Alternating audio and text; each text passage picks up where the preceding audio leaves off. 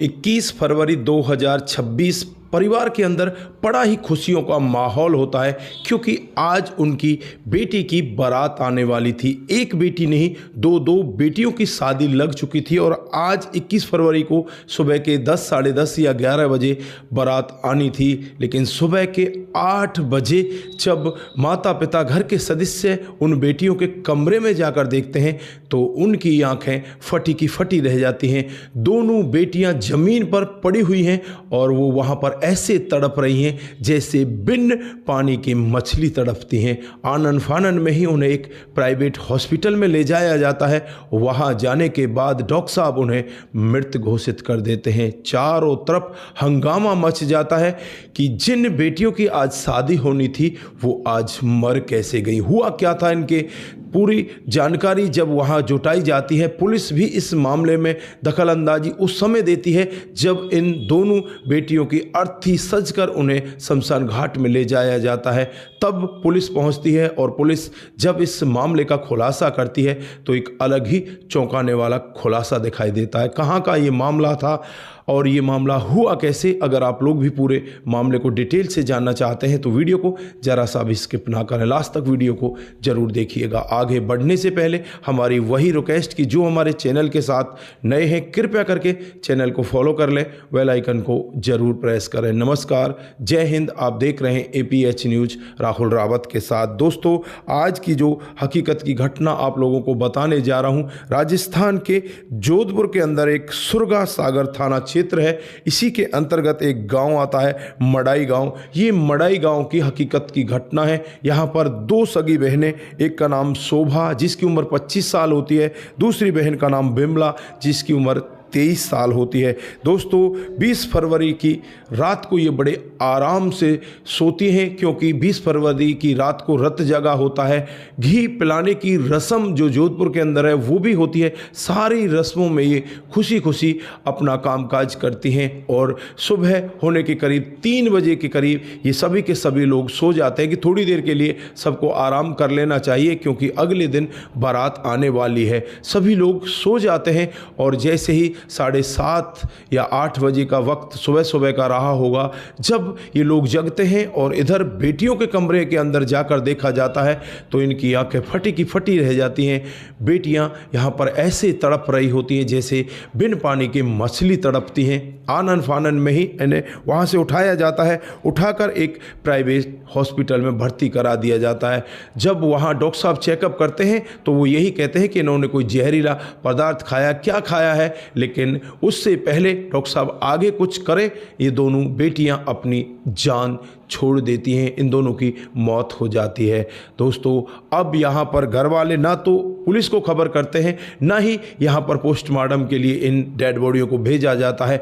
दोनों लड़कियों की डेड बॉडियों को वहाँ से उठाया जाता है, उठाकर चुपचाप अपने घर पर ले आते हैं और इनकी अंतिम क्रियाक्रम की तैयारी होने लगती है।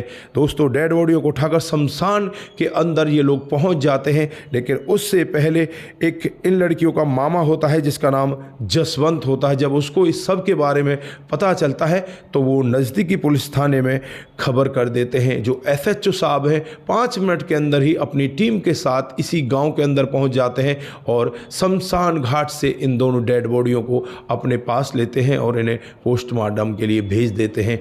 अब यहाँ पर चारों तरफ से जांच पड़ताल लग जाती है, आसपास के लोगों से भी पता किया जाता है, लेकिन जल्दी से कोई खुलासा नहीं हो पाता।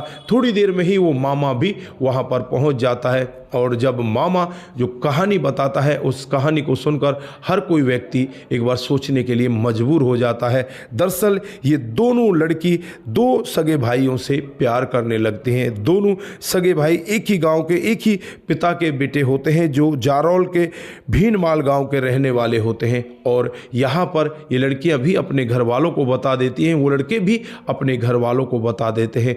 दोनों की सगाई तय हो जाती है और फिर यहाँ पर शादी की डेट आने वाली होती है। लेकिन उससे पहले लड़कियों का जो चाचा है वो बीच में एक पंगा रोप देता है और उस पंगे की वजह से दोनों परिवार अलग हो जाते हैं और ये रिश्ता टूट जाता है। दोस्तों, लड़कियां बहुत परेशान होती हैं। लड़कियां बार बार अपने घर वालों से यही कहती हैं कि हम दूसरी जगह शादी नहीं कर सकते, हम इन लड़कों से प्यार करते हैं, इन्हीं के साथ हम शादी करेंगे, आप हमारी शादी इन्हीं के साथ करवा दीजिए। लेकिन घर वाले अब जिद पर अड़ जाते हैं और इन दोनों लड़कियों के लिए जो पोखरण है, जेमला गांव, उसके 2 लड़के होते हैं, ये भी सगे भाई होते हैं और इन दोनों सगे भाइयों से इन दोनों बहनों का रिश्ता तय करवा दिया जाता है। दोस्तों, 21 फरवरी को इन दोनों की शादी होनी थी, लेकिन 20 फरवरी को ही रात को ऐसा कांड हो जाता है। जैसे ही रत जगा पूरा होता है, सुबह के 3 साढ़े 3 बजे का वक्त रहा होगा, ये लड़कियां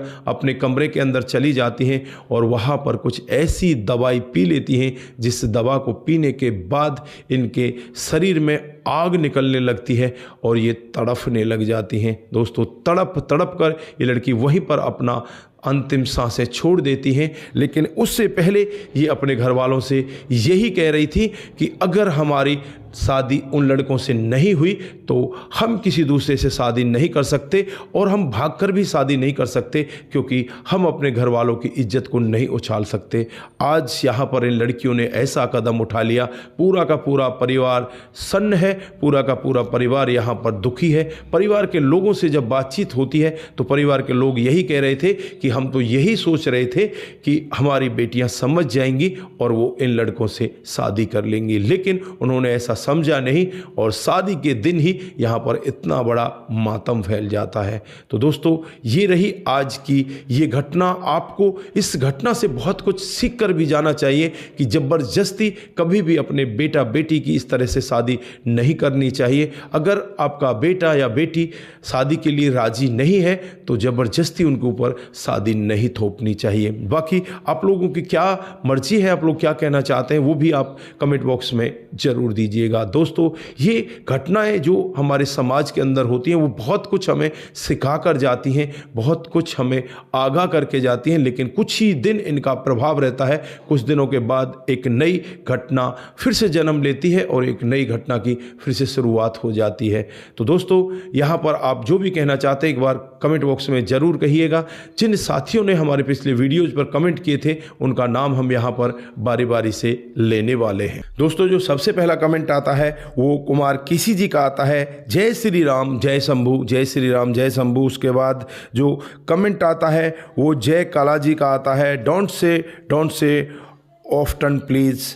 आपका कमेंट के लिए बहुत बहुत धन्यवाद। उसके बाद राजेश बरवाल, बिल्कुल गलत कदम उठाया, आपने भी बहुत अच्छा कमेंट लिखा, बहुत बहुत धन्यवाद। मोनू जैन जी, वेरी नाइस, आपका भी दिल की गहराइयों से बहुत बहुत धन्यवाद। उसके बाद में जो कमेंट आता है वो समाधान पाटिल जी का आता है, भाई साहब बहुत ही अच्छी कहानी सुनाते हैं, समाधान पाटिल जलगांव महाराष्ट्र से, बहुत बहुत धन्यवाद। कुमार केसी जी, जय श्री राम जय शंभू, जय श्री राम जय शंभू। उसके बाद वीरेंद्र शर्मा जी लिखते हैं कि आपकी कहानी बहुत ही अच्छी होती है, आपका भी बहुत बहुत धन्यवाद। मोनू जैन जी, राइट, बहुत बहुत धन्यवाद। सपन देह जी, नाइस, आपका भी दिल की गहराइयों से बहुत बहुत धन्यवाद। आप सभी लोग इसी तरह से हमारे साथ बने रहें, इसी तरह से अपने कमेंट हमारे साथ में साझा करते रहें। शंकर स्वामी जी, आपकी कहानी बहुत ही अच्छी लगती है, बहुत बहुत धन्यवाद। उसके बाद सपन देह जी, नाइस लिखते हैं, आपका भी दिल की गहराई से बहुत बहुत धन्यवाद। उसके बाद में बॉबी देवी जी हमें नाइस लिखती है, आपका भी बहुत बहुत धन्यवाद। उसके बाद में विशाल विश्वकर्मा जी